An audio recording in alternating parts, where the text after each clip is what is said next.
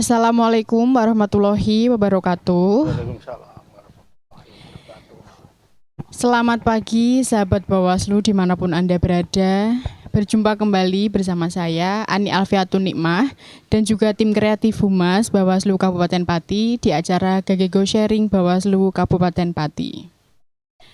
Nah, mohon maaf sebelumnya kepada sahabat Bawaslu, dikarenakan ada kendala teknis di luar kemauan kita, Gagego Sharing kali ini dilakukan siaran tunda. Nah, di edisi ke-29 hari ini, Senin 29 November 2021, Gagego Sharing dengan tema potensi sengketa pada tahapan pemilu dan pilkada. Nah, di sini tentunya saya tidak sendirian. Kali ini telah hadir bersama saya dua narasumber kita. Tentunya sahabat Bawaslu sudah tidak asing dengan beliau.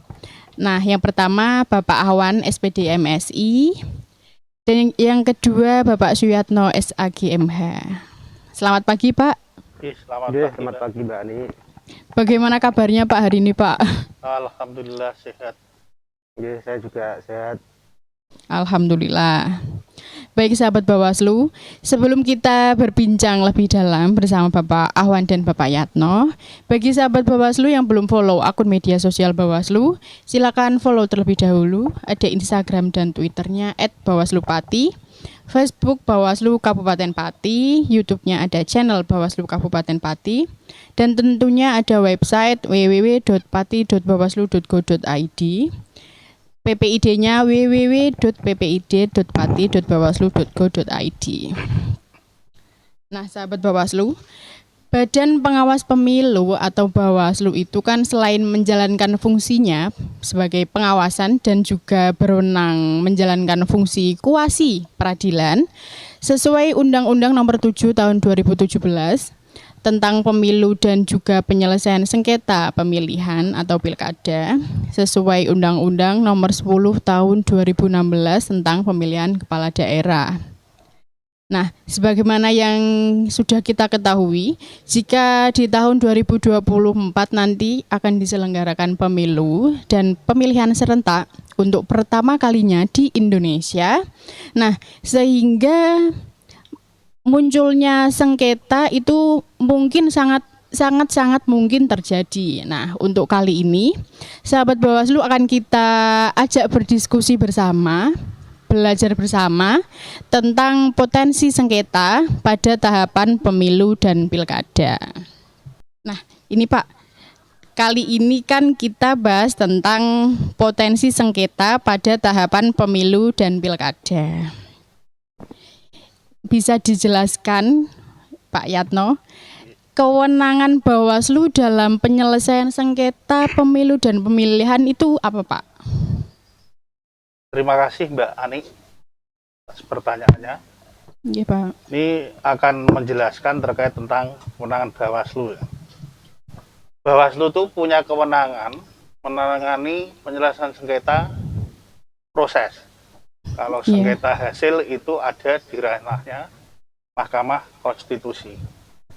Dalam Undang-Undang 7 Pasal 468 ini ayat 1 mengatur tentang kewenangan Bawaslu untuk menangani penyelesaian sengketa proses pemilu.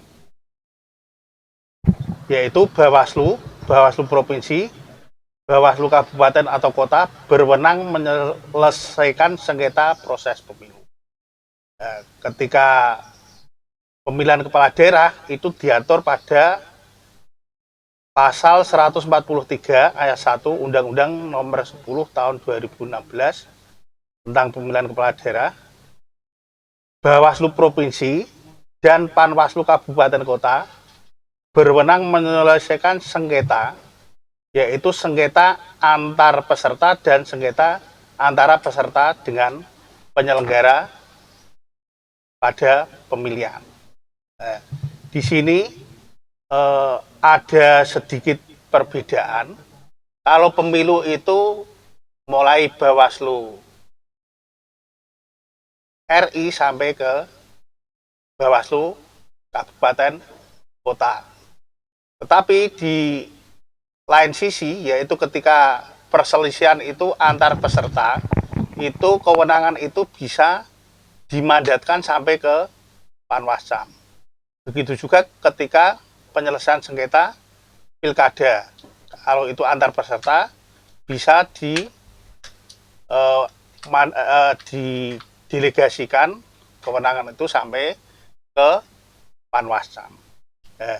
Di sini ketika pilkada itu Bawaslu RI tidak ada atau tidak mempunyai kewenangan untuk melakukan penyelesaian sengketa, karena di situ yang menjadi subjek adalah pasangan calon itu, dan bakal pasangan calon itu adalah gubernur, wakil gubernur, bupati, wakil bupati, atau wali kota, wakil wali kota. Jadi kalau terkait pilkada bupati, wali kota itu kewenangannya ada di Panwaslu kabupaten kota. Kalau terkait gubernur kewenangannya ada di Bawaslu provinsi. Nah, dalam menjalankan kewenangan ini, prosedur mekanismenya adalah kita mulai dari penerimaan permohonan. Penerimaan permohonan itu permohonan bisa diterima apabila objek sengketanya itu tidak yang dikecualikan dan tenggang waktunya itu tidak melampaui ambang batas yang diberikan, yaitu mulai diterbitkannya SK atau BA KPU dihitung 3 hari kerja. Ini semuanya hari kerja. Tapi ketika itu sudah diterima, terus Bawaslu melakukan pemeriksaan, yaitu pemeriksaan mulai syarat formal material. Ketika syarat formal material itu sudah memenuhi, itu bisa diregister. Apabila belum memenuhi, itu bisa ada masa perbaikan yang waktunya itu diatur 3 hari kerja juga. Nah, setelah masa perbaikan kok tetap tidak bisa, pemohon tidak bisa memenuhi syarat formal material, maka permohonan tidak dapat diregister. Nah, setelah perkara itu diregister, selanjutnya Bawaslu menjalankan apa yang namanya, kalau di pemilu itu adjudikasi, mediasi. Kalau di pemilu mediasi, terus setelah mediasi ternyata tidak mencapai kesepakatan, dilanjutkan dengan adjudikasi dan selanjutnya putusan. Tapi ada sedikit perbedaan kalau di pemilihan itu mekanismenya adalah musyawarah tertutup. Apabila musyawarah tertutup tidak mencapai kesepakatan, itu dilaksanakan musyawarah terbuka baru putusan. Tapi substansinya sama gitu Pak ya? Pak? Kira-kira seperti itu Pak Wan. Cukup mungkin Mbak Ani terkait tentang kewenangan Bawaslu. Nggih Bapak. Berarti kewenangan Bawaslu dalam penyelesaian sengketa pemilu dan pemilihan itu ibaratnya kayak agak mirip ya Pak? Banyak miripnya. Oh iya. Bedanya. Oke. Nah ini Pak Awan, apakah subjek dan objek sengketa pemilu dan pemilihan itu sama Pak? Apa bagaimana?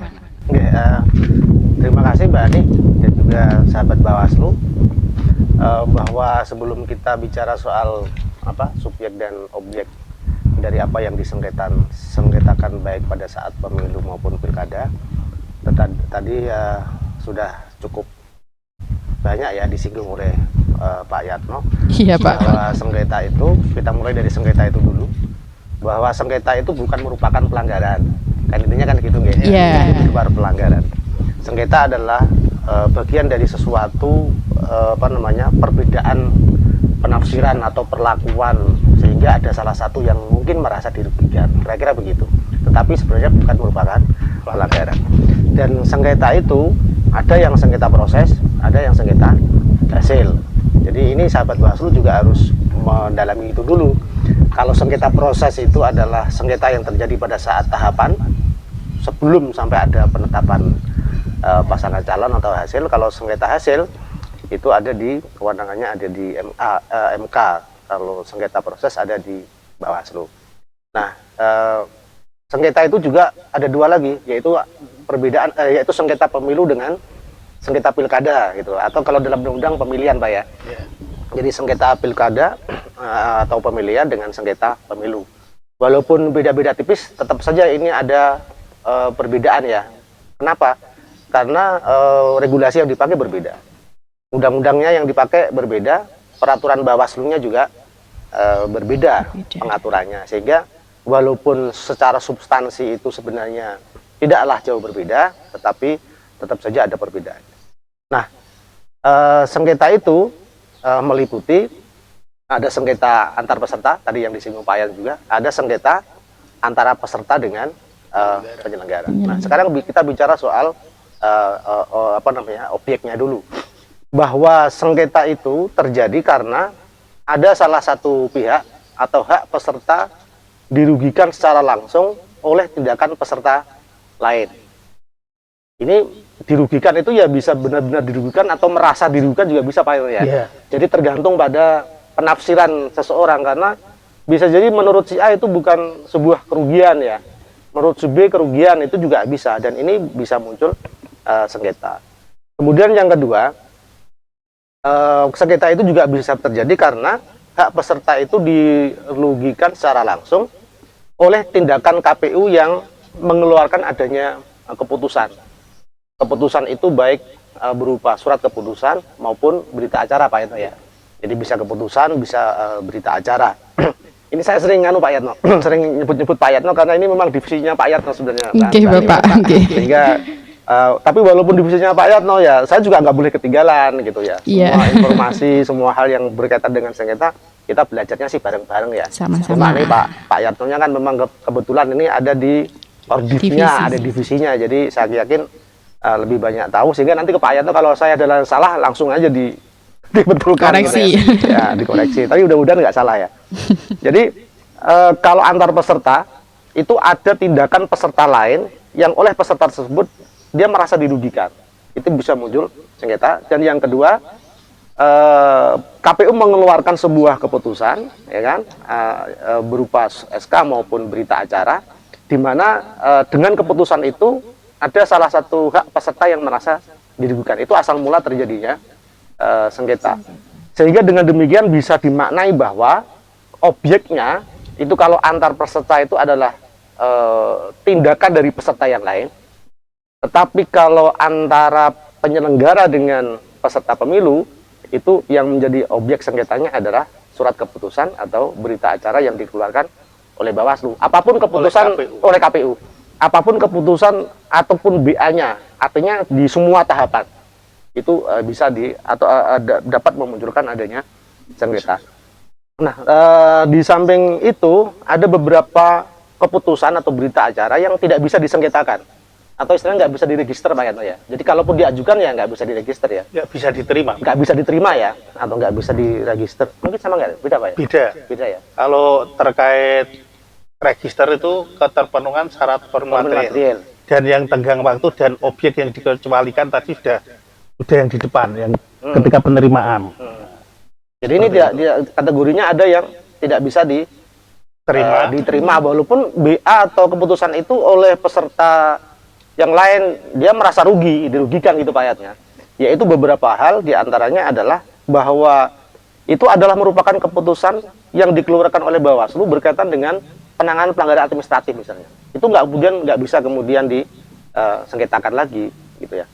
Atau mungkin hasil sengketa Pak ya. Putusan sengketa itu juga bisa kemudian hasil penanganan pelanggaran dari Gakumdu walaupun belum sampai pengadilan. Misalnya dianggap bahwa itu tidak memenuhi unsur tapi mereka nggak terima kemudian disengketakan, itu bagian yang dikecualikan yang tidak bisa disengketakan, termasuk yang masuk dalam wilayah sengketa hasil seperti mulai dari berita acara hasil penghitungan suara, rekapitulasi maupun penetapan hasil itu juga tidak bisa disengketakan. Termasuk Mbak Ani, itu di pilkada disebut di undang-undang di Perbawaslu yang berkaitan dengan penyelesaian sengketa pilkada nomor 2 2020 Pak Ano ya. Itu ada tambahan juga bahwa keputusan KPU yang dikeluarkan sebagai tidak lanjut dari putusan MK. Jadi MK itu kan sengketa hasil. Kemudian MK memutus. Putusannya itu memerintahkan KPU untuk melakukan sesuatu. Nah, melakukan sesuatu itu misalnya outputnya berupa berita acara atau surat keputusan. itu juga tidak bisa dibawa ke ranah sengketa, sehingga ini tidak bisa dibawa ke ranah sengketa proses yang ada di Bawaslu. Begitu Mbak, kira-kira itu untuk objeknya Mbak ya? Iya, untuk Saya kira objeknya. dari teman-teman sahabat Bawaslu sudah bisa memahami Pak Ino ya. Sekarang untuk subjek, kalau istilah subjek itu memang di undang-undang nggak disebut secara jelas itu subjek Pak ya. Mungkin tepatnya para pihak gitu Pak Yanto ya. Jadi para pihak Mbak ini. Oke, Bapak. Jadi yang jelas maksud subjek kan para pihak itu tadi ya. Iya. Para pihak itu adalah ada pemohon, ada termohon, ada pihak terkait, ada lagi yang pemberi keterangan. Pemohon itu adalah yang memohonkan, mereka yang merasa dirugikan, yang mengajukan permohonan. Kalau termohon itu mereka yang diajukan permohonan sengketa. Kalau misalnya pihak terkait itu adalah pihak yang berpotensi untuk dirugikan dengan adanya penyelesaian sengketa itu. Contohnya misalnya kaitannya dengan pencalonan ya. Ada caleg A, dia tidak sudah mendaftar tetapi dia ternyata tidak masuk dalam daftar calon sementara misalnya, atau DCT misalnya, daftar calon tetap misalnya. Ketika dia mengajukan, berarti kan ada calon yang lain yang nanti berpotensi untuk tidak masuk dalam daftar itu kalau dia diterima permohonannya. Nah, itu orang tersebut itu termasuk bagian pihak terkait karena dia sangat berpotensi dirugikan ketika ada penyelesaian sengketa proses tersebut. Kemudian pemberi keterangan ini untuk kepentingan Pak Yanto ya, kepentingan Bawaslu ya. Jadi untuk kepentingan majelis Bawaslu, majelis sidang itu, bahwa dia merasa memerlukan kehadiran dari seorang ahli tertentu, misalnya dalam bidangnya, misalnya contohnya seperti ahli IT, contohnya seperti ahli soal daftar pemilih, misalnya bisa juga, misalnya seperti mendatangkan dari Disdukcapil misalnya, seperti itu. Dan ini berbeda dengan ahli yang dibawa oleh pemohon dengan termohon. Kalau ahli yang dibawa oleh pemohon dan termohon ini kan untuk kepentingan kemenangan dia dalam proses sengketa. Tapi kalau pemberi keterangan ini adalah lebih ke ahli yang memang oleh Bawaslu berperan penting untuk menjelaskan secara utuh dan juga pada posisi yang sebenarnya bisa dikatakan netral. Ya, tidak kemana-mana.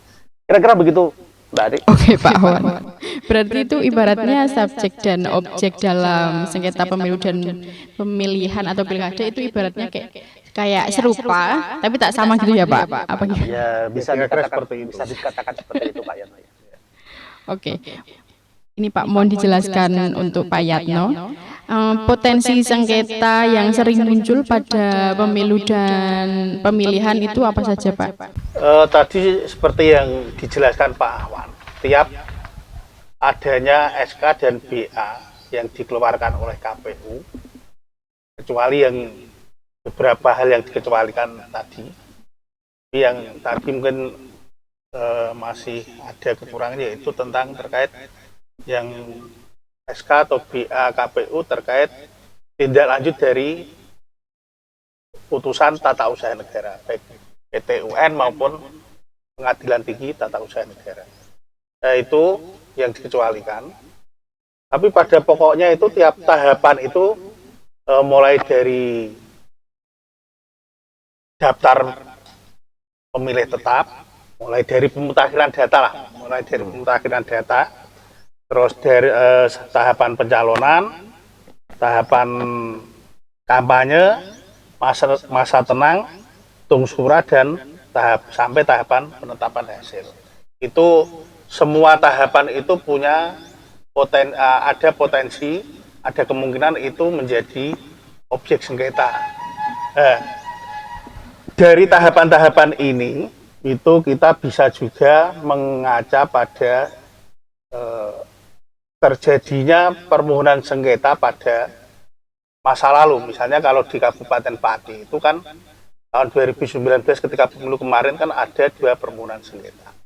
Berarti itu waktu itu pada tahapan daftar calon sementara, itu yang diajukan oleh Partai Keadilan Sejahtera. Terus ada juga pengalaman di Bawaslu Kabupaten Pati itu menangani juga ketika tahapan kampanye, yaitu keterlambatan penyerahan LADK. Nah, itu diajukan oleh Partai Amanat Nasional. Ini juga Bawaslu juga harus punya pemetaan terkait nanti kemungkinan besar yang ada sengketa nanti di tahap-tahap mana, di titik-titik mana. Selain pengalaman masa lalu, itu juga kita harus membaca atau banyak mendengar informasi terkait pemberitaan di media atau informasi yang ada di sosial media. Itu juga harus kita jadikan pegangan untuk kita siap-siap ini nanti kira-kira ada penyelesaian sengketa apa. Nah, itu juga bisa kita jadikan pegangan. Misalnya pemberitaan informasi yang santer ketika ini kan adanya kepengurusan yang berbeda atau kepengurusan ganda di tubuh Partai Demokrat. Ada yang kubunya Pak Muldoko dan ada kubunya Mas AHY itu. Nah, itu tapi ini kemungkinan kalau tingkat ini di Bawaslu RI ranahnya. Ya. Selanjutnya selain itu mungkin dari divisi hukum Pak Ahwan dan divisi pengawasan itu sering melakukan yang namanya kajian, yang namanya penyusunan indeks kerawanan pemilu.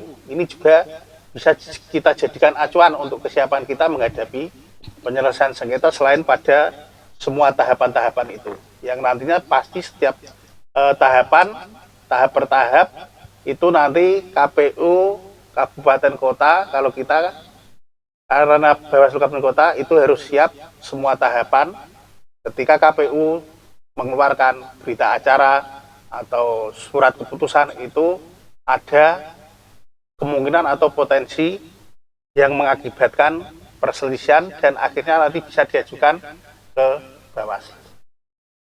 Mungkin demikian, Mbak. Jadi tahap-tahap dalam potensi sengketa kayak tahapan yang terdiri dari tahap kayak pemutakhiran data, tahap pencalonan. Ini berarti kesemuanya ini tuh berpotensi terjadi sengketa ya, Pak? Oke. Mungkin bisa dijelaskan Pak Ahwan, dalam tahap pemutakhiran data dan pencalonan itu potensi sengketa yang terjadi itu seperti apa, Pak? Oke, makasih. Jadi sebagaimana yang disampaikan Pak Suyatno dan juga digarisbawahi Mbak Ani tadi bahwa potensi sengketa itu memang bisa terjadi pada semua tahapan asalkan KPU mengeluarkan keputusan baik itu SK maupun BA, di situ berpeluang ya, namanya juga peluang ya, peluang terjadi sengketa, ada yang merasa dirugikan dan lain sebagainya, termasuk sengketa antar peserta itu sendiri ya, sehingga memang semua tahapan itu bisa berpotensi. Kalau kemudian Mbak Ani bertanya soal apa potensi sengketa pada saat pemutakhiran daftar pemilih, sengketa pada saat pemutakhiran daftar pemilih itu biasanya lebih sering terjadi pada saat di MK malah, Mbak. Jadi pemutakhiran daftar pemilih itu sebenarnya di proses ada di tahapan, tetapi mereka lebih banyak membawanya ke Mahkamah Konstitusi untuk menguatkan dalil mereka berkaitan dengan perselisihan hasil. Kira-kira begitu. Nah, lalu mungkin muncul pertanyaan ya, kenapa pemutakhiran daftar pemilih ini kok tidak banyak atau malah kita belum pernah dengar, Pak ya? Iya. Kita malah belum pernah dengar atau karena itu unsurnya banyak pelanggaran administrasi ya. Iya, jadi yang sengketa pemutakhiran daftar pemilih itu memang belum pernah kita dengar ada putusan itu. Ada beberapa hal menurut saya yang membuat seperti itu ya. Yang pertama adalah pemutakhiran daftar pemilih itu tahapannya kan panjang, Pak nih. Iya, Pak. Tahapan awal sampai akhir itu semuanya tidak terlepas dengan pemutakhiran daftar pemilih ya. Dan di situ ada step by step penyusunannya, mulai DP4, DPS sampai dengan DPT yang panjang waktunya itu. Sehingga karena step by step dan juga waktunya yang panjang, sangat memungkinkan bagi peserta pemilu ketika dia merasa dirugikan terhadap daftar pemilih itu, misalnya ada banyak pendukungnya yang tidak masuk ya, itu ada banyak kesempatan bagi peserta pemilu untuk langsung meminta kepada KPU atau lewat Bawaslu juga bisa dengan jajarannya bahwa ini saya punya pemilih namanya kok belum masuk semua, itu langsung bisa diakomodir karena tahapannya panjang. sehingga tidak perlu membawa ini ke ranah sengketa kan gitu kira-kira. Yeah. Kemudian yang ketiga, bahwa urgensi kerugian mereka terhadap putusan KPU berkaitan dengan daftar pemilih itu belum nampak atau belum dirasakan gitu. Jadi urgensi kerugiannya ketika seseorang itu tidak tidak masuk itu belum dirasakan atau bahkan cenderung diabaikan Pak ya, cenderung diabaikan. Baru mereka kalang kabut ketika menjelang pemungutan suara. Surat pemberitahuan yang kita sebut undangan itu ya, masyarakat menyebutnya undangan C6 itu didistribusikan, baru mereka pada ribut ketika ada beberapa orang yang tidak dapat, baru dicek ternyata nggak masuk DPT, itu baru ributnya di situ gitu ya. Nah, kemudian yang keempat, apalagi di saat sekarang ya, itu ada daftar pemutakhiran daftar pemilih berkelanjutan, di mana di situ saya yakin karena itu berkelanjutan ya, diperbaharui dari waktu ke waktu, itu akan lebih komprehensif, akan lebih akurat dan sangat mutakhir karena memang diupdate. Nah, di PB itu kalau dilihat dari jenisnya itu masuk dalam kategori continuous list. Itu yang dipakai sejak tahun 2017 sampai dengan sekarang ini dan seterusnya insya Allah, yaitu data itu disimpan dan diperbaharui secara berkelanjutan. Ada juga yang kedua itu adalah periodic list. Itu pernah dipakai juga, itu pemilu pertama sampai 2004 Pak Yatno. Yeah. Periodic list itu daftar pemilih dibuat secara periodik dan kemudian nggak dipakai lagi untuk pemilihan selanjutnya. Jadi langsung selesai. Itu. Ada juga yang menggunakan civil registry list, yaitu disusun berdasarkan data kependudukan. Jadi yang menyusun adalah mereka dari Dukcapil ya. Itu. Jadi ada 3 jenis yang pernah dipakai di Indonesia dan sekarang ini masuk dalam kategori continuous. Itu satu Pak ya. Ini terlalu panjang nih Pak Yatno. Enggak ya? Enggak apa-apa Pak. Jadi itu baru pemutakhiran daftar pemilih. Pertanyaan dua-dua langsung tadi. Mestinya satu-satu biar enggak nampak terlalu panjang. Enggak apa-apa Pak. Tapi enggak apa-apa. Enggak apa-apa ya. Kemudian berikutnya Mbak Ani yang tadi yang sesuai pertanyaan soal potensi di pencalonan ya, itu salah satunya adalah pada saat verifikasi administrasi syarat calon maupun syarat pencalonan ya. Singkatnya begini Mbak Ani untuk memudahkan pemahaman bahwa caleg ya, calon anggota legislatif DPR, DPRD ya, itu sebelum ketika dia mencalonkan diri kan memang dia harus mempersiapkan syarat-syaratnya gitu ya. Apakah dia memenuhi syarat atau tidak kan kira-kira begitu. Misalnya usianya harus 21 tahun misalnya. Kemudian berijazah SLTA atau sederajat misalnya. Kemudian sehat jasmani rohani, tidak pernah tersangkut dengan narkotika. Kemudian kalau dia itu misalnya sebelumnya kok dia TNI, Polri, ASN, kepala desa, itu harus mengundurkan diri dan lain sebagainya. Nah, syarat-syarat itu ketika oleh KPU kemudian dimaknai bahwa seorang caleg tersebut tidak memenuhi syarat karena sesuatu hal, bisa umurnya, bisa ijazahnya, atau apapun kaitannya dengan syarat itu, bahwa seseorang tidak dinyatakan memenuhi syarat itu, akhirnya kan dia tidak lolos sebagai calon. Nah, dari situ maka potensi terjadinya sengketa. Karena bakal calon tersebut itu merasa dirugikan dengan putusan yang dikeluarkan oleh KPU. Nah, dia menggunakan menggunakan cara supaya dia tetap bisa masuk, yaitu dengan salah satunya misalnya dengan membawa ini ke ranah sengketa di Bawaslu. Kira-kira begitu. Tadi yang disinggung Pak Yatno juga pada saat PKS Pak Yatno ya. Jadi PKS pada saat tahap pencalonan itu oleh KPU ada 8 caleg PKS yang di TMS-kan atau tidak memenuhi syarat. Dianggap tidak memenuhi syarat karena dia terlambat menyerahkan surat keterangan dari pengadilan berkaitan dengan tidak pernah dipidana 5 tahun penjara dan seterusnya. Itu ada 8 caleg dalam satu dapil yang TMS semua. Kemudian karena dia mengajukan itu 10 caleg, hanya ada 2 caleg yang sebenarnya memenuhi syarat. Tetapi kemudian 2 caleg ini menjadi TMS lagi karena kebetulan ini 2-nya laki-laki. Jadi dua-duanya laki-laki. Padahal ada ketentuan bahwa di antara 2 laki-laki ini harus ada 1 perempuan. Ya seperti kita ini di sini. Ada 2 laki-laki, ada 1 perempuan. perempuan. Kalau Mbak Ani misalnya di sini kalau tidak ada ya, saya jagungan saya Pak Yano kan ya nggak segayeng ini gitu Pak Yano, malah tukaran iso Pak Yano.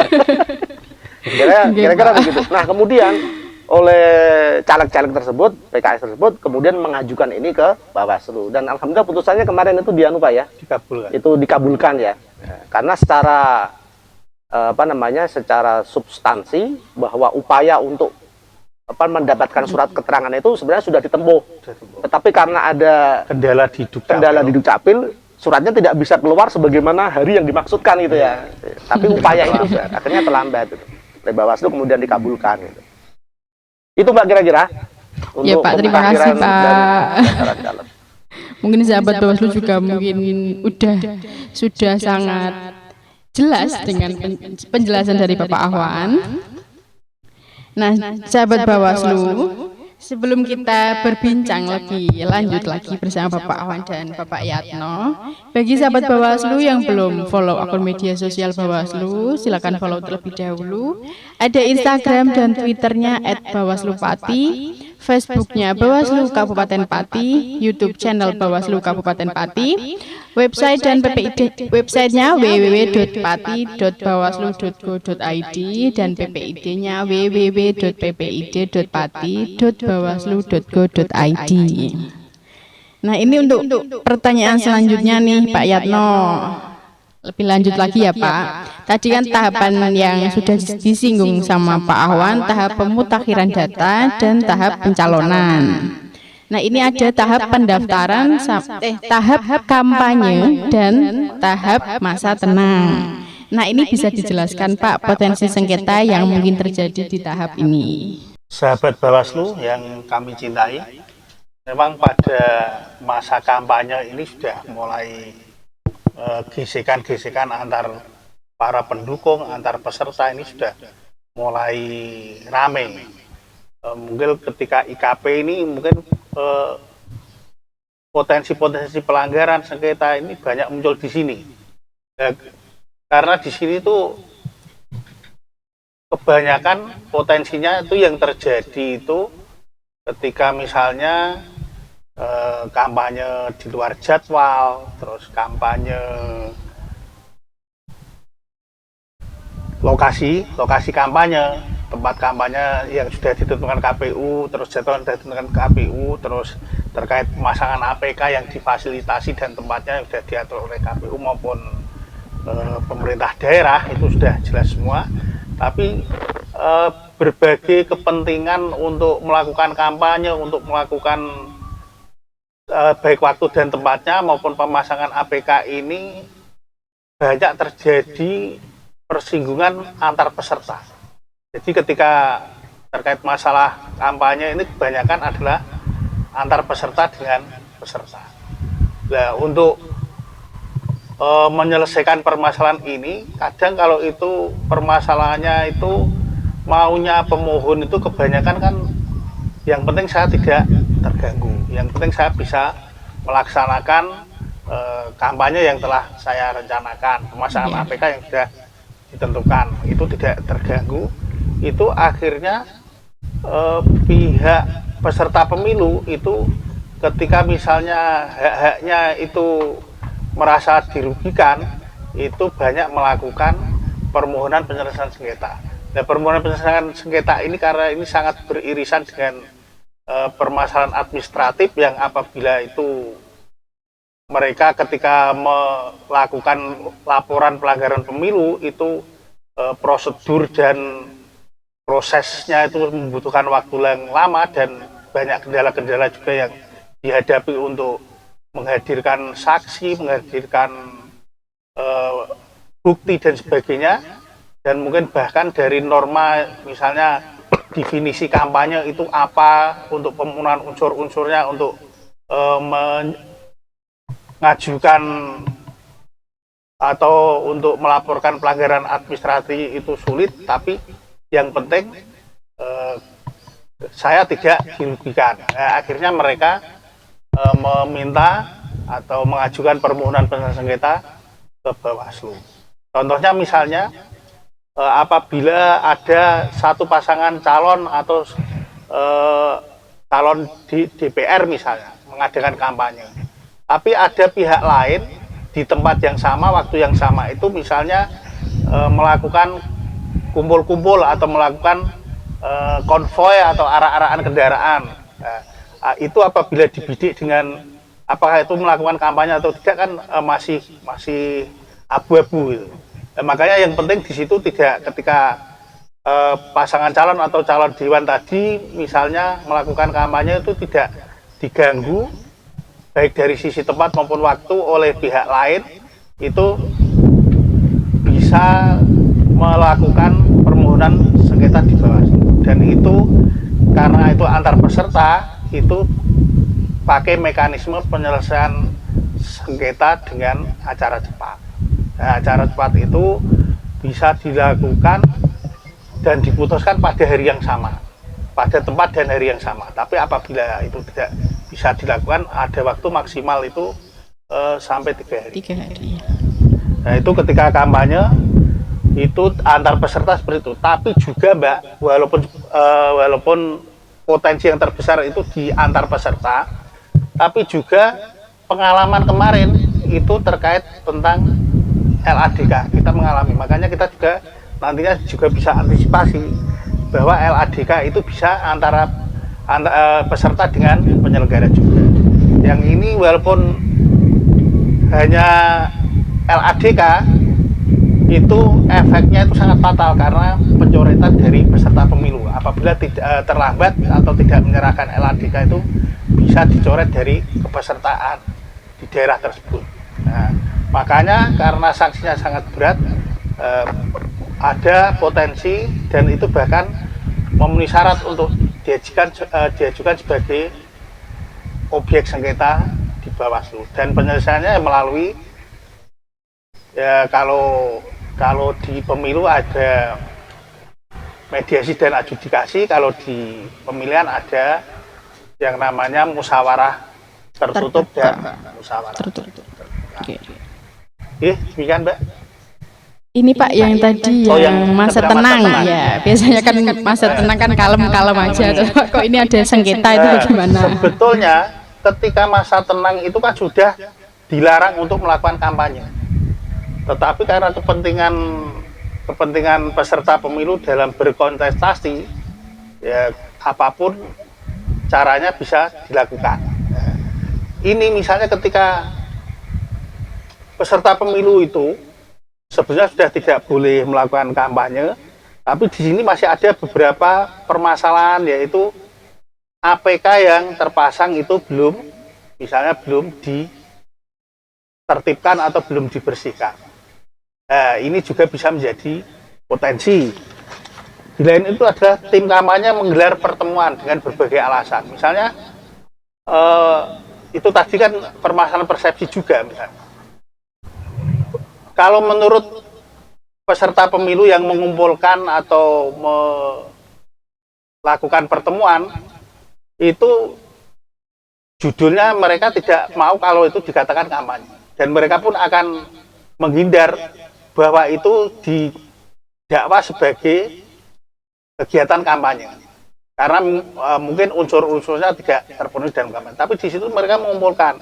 Dan alasan mereka mungkin konsolidasi untuk peningkatan kapasitas saksi, mungkin untuk pembekalan bagi tim pemenangan atau tim kampanye atau tim sukses. Hal-hal seperti itu bisa menjadikan sengketa di antara peserta pemilu. Di sini Bawaslu apabila ada laporan atau permohonan sengketa juga harus siap-siap untuk menyelesaikannya. Dan ini apabila ini karena ini adalah antar peserta dengan peserta, maka juga berlaku yang namanya mekanisme penyelesaian sengketa dengan acara cepat tadi. Di situ mungkin antara para pihak, yaitu pihak pemohon dan termohon, yaitu para peserta pemilu itu dikumpulkan, dimintai keterangan, dimintai pendapatnya masing-masing. Ketika itu kita bisa menghadirkan tokoh masyarakat atau orang yang mungkin bisa membantu untuk penyelesaian itu. Nah, apabila mereka sepakat, maka itu ada form tersendiri untuk menuangkan kesepakatan antar para pihak tadi. Tapi apabila mereka tidak sepakat, itu Bawaslu bisa mengeluarkan putusan. Dan itu harus sifatnya juga final mengikat. Karena tidak ada upaya hukum ketika sudah putusan Bawaslu penyelesaian sengketa antar peserta.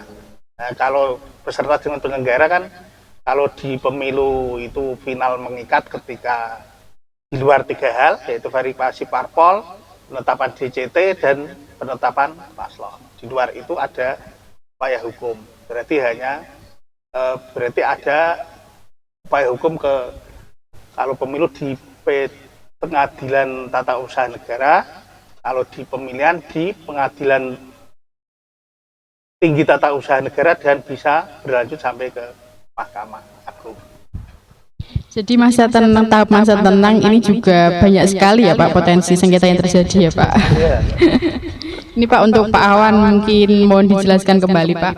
Nah ini ada tahap tungsura dan juga tahap penetapan hasil. Itu seperti apa potensi sengketa yang terjadi, yang mungkin terjadi Pak? Untuk yang terakhir dulu ya, jadi soal penetapan hasil. Sudah kita singgung banyak tadi ya di depan, bahwa pada saat penetapan hasil itu merupakan sengketa yang kemudian itu menjadi kewenangan MK untuk memutus. Jadi itu bukan kewenangan Bawaslu untuk memutus. Tetapi tetap saja bahwa dalam tahapan penetapan hasil itu ada peluang terjadi sengketa, dan itu hampir selalu ada ya.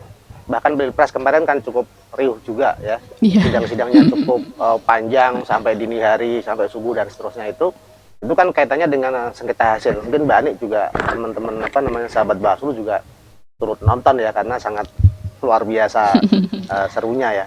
Nah dalam posisi ini itu hukum acara yang dipakai ya berbeda dengan hukum acara yang dipakai oleh Bawaslu ketika memutus sengketa proses. Itu menggunakan hukum acara yang ada di Mahkamah Konstitusi, dan kita harus tunduk tunduk dengan hukum acara itu. Sedangkan Bawaslu itu bisa berperan dalam proses sengketa hasil itu dalam posisi sebagai pemberi keterangan. Artinya Bawaslu akan berdiri di tengah dan menyampaikan hasil-hasil pengawasan maupun penanganan pelanggaran yang pernah dilakukan ketika itu disebut atau diminta oleh persidangan tersebut, gitu ya. Sehingga Bawaslu harus netral, Bawaslu harus berdiri di kakinya sendiri, tidak goyah ke kiri maupun ke kanan. Dia harus on the track gitu Pak ya. Jadi tidak boleh kemana-mana. Itu untuk yang penetapan hasil. Kalau potensi pada saat pemungutan dan penghitungan suara itu misalnya terjadi ketika pada saat pemungutan suara itu ada alat peraga kampanye yang masih ada di sekitar situ misalnya, atau bahkan di dalam TPS atau di sekitar TPS. Nah, ketika ada pihak misalnya yang dipasang APK itu adalah APK partai A gitu ya, kemudian partai B tidak menerimakan itu karena merasa dirugikan. Nah, itu kemudian bisa disengketakan dengan model PSAP yang disinggung Pak Yatno tadi. Jadi menggunakan acara cepat di mana Panwascam itu atas mandat dari Bawaslu itu bisa menyelesaikan itu. Jadi tidak harus dibawa ke Bawaslu. Nah, sebenarnya kalau saya saya kasih contoh itu juga agak kabur-kabur juga, Mbak. Karena begini, ketika alat peraga kampanye itu masih terpasang di sekitar TPS atau di TPS, itu sebenarnya kan masuk kategori pelanggaran, Pak ya. Pelanggaran administrasi, karena itu nggak boleh gitu kan. Nah, tetapi kenapa kok kemudian ini bisa diselesaikan lewat mekanisme penyelesaian sengketa acara cepat, ya kan? Itu justru untuk menjembatani itu, barangkali begitu. Karena kalau pelanggaran administrasi itu kemudian dibawa ke Bawaslu, itu memakan waktu yang cukup panjang. Sampai 14 hari Pak Yatno ya. Prosesnya 14 hari ya, pemungutan suara udah selesai. Padahal itu hanya soal alat peraga kampanye yang masih mereka bawa gitu kan. Atau misalnya dia membawa atribut peserta pemilu, misalnya saksinya. Misalnya dia menggunakan kaos, di mana kaosnya itu ada lambang partai tertentu gitu, atau kalimat-kalimat yang condong ke partai tertentu. Kalau soal warna sih, saya kira warna itu kan bukan miliknya partai politik. ya kan, kalau soal warna. Tetapi kalau untuk lambang-lambangnya dan sebagainya itu yang identik dengan partai tertentu, ketika itu dibawa ke TPS, yang sebenarnya itu dilarang masuk dalam ranah pelanggaran administrasi, tetapi ketika ada peserta lain yang merasa dirugikan, itu bisa dibawa ke ranah sengketa proses, dan itu prosesnya bisa langsung selesai hari itu juga dengan menggunakan mekanisme PSAP tadi itu yang disinggung oleh Pak Yatno. Nah, bagaimana proses acara cepatnya? Jadi ringkasnya itu adalah kedua belah pihak dipertemukan, kemudian mereka saling berpendapat, dan diharapkan di situ terjadi kesepakatan. Kesepakatannya apa? Ya terserah mereka berdua. Apakah itu kemudian dicopot dan seterusnya, itu tergantung dari kesepakatan mereka. Bawaslu dalam posisi sebagai wasit. Nah, tetapi ketika mereka tidak sepakat, maka di hari itu juga pengawas mulai dari Panwascam ke atas itu bisa langsung memutus pada saat itu juga ya. Jadi kayak sidang di tempat begitu, tetapi dengan mekanisme yang sangat sederhana. Kira-kira itu, Mbak, untuk yang potensi di bagian tungsuran dan penetapan hasil. Tadi kan sudah dibahas sedikit tentang penetapan hasil oleh Pak Awan ya, Pak. Kalau di tahap penetapan hasil itu Bawaslu harus berada di tengah kayak gitu ya, Pak. Nggak boleh ke kanan, nggak boleh ke kiri. Nah, dalam penetapan hasil pemilu dan pilkada, ini apakah Bawaslu juga berwenang untuk menyelesaikan sengketa tersebut, Pak?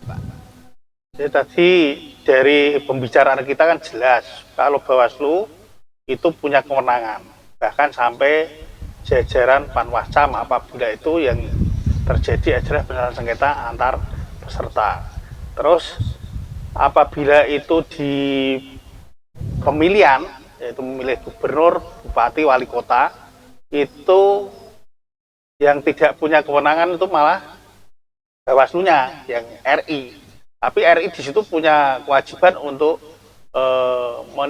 pendampingan maupun untuk melakukan supervisi ke Bawaslu provinsi maupun Bawaslu kabupaten kota. Itu sudah jelas kita punya kewenangan untuk misalkan sengketa. Tapi sengketa tadi sudah dikatakan dan dikatakan Pak Aman kan ada dipilah menjadi dua, yaitu sengketa proses, yaitu dalam tahapan-tahapan itu, dan sengketa hasil. Nah, ketika sengketa proses itu kewenangannya ada di Bawaslu, ketika sengketa hasil itu kewenangannya ada di Mahkamah Konstitusi.